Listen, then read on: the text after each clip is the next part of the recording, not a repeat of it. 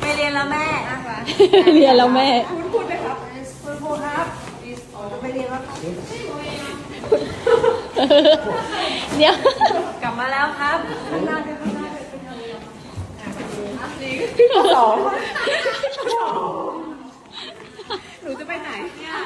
หนูจะไปไหนคะแคมปิ้งครับแคมปิ้งครับหนูรอดไหมแม่ครับไปแคมปิ้งที่กันแคมพันเหรอกังนำ กลางน้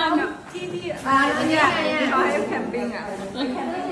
ไปแล้วบ๊ายบาย ำบ๊ายบาย